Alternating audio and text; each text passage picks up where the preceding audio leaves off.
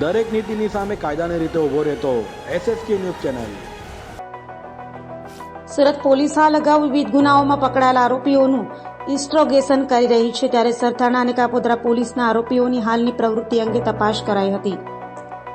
DCP Bhaktiba ડાભીની અધ્યક્ષતામાં એ division વિસ્તારના કાપોદ્રા અને સરથાણા પોલીસ મથક વિસ્તારમાં નોંધાયેલા MCR હિસ્ટ્રી શીટરો, લિસ્ટેડ બુટલેગરો તેમજ શરીર સંબંધી અને મિલકત સંબંધી મારામારી, ગેસ રિફિલિંગ, મનપા કર્મચારીઓ પર હુમલા કરનાર આરોપીઓની હાલની પ્રવૃત્તિ અંગે ઇન્સ્ટ્રોગેશન કરાયું હતું, જેમાં 150થી વધુ આરોપીઓની પોલીસે પરેડ કરી તેઓને ગુનાખોરી છોડી દેવા પણ જણાવ્યું હતું।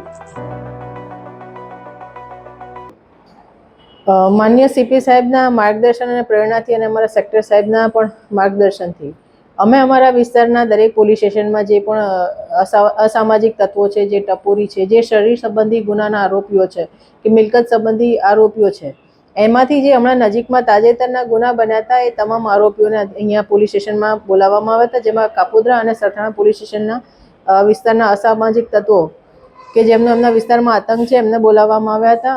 અમારી સાથે અમારા એસીપી, અમારા બંને પીઆઈ તમામ હાજર હતા અને તમામને સૂચના આપવામાં આવી છે કે હવે પછી જે પણ ઇલીગલ કામ કરે છે એ કામ છોડી દે અને બીજું કોઈની સાથે મારામારી કે પણ ના કરે। જો મારામારી નહીં કરશે તો એમની સામે કાયદેસર કડક કાર્યવાહી કરવામાં આવશે અને કોઈની દાદાગીરી અહીંયા ચલાવી લેવામાં નહીં આવે।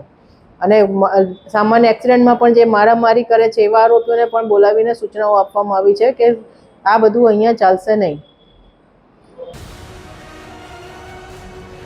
દરેક નીતિની સામે કાયદાની રીતે ઊભો રહેતો SSK ન્યૂઝ ચેનલ।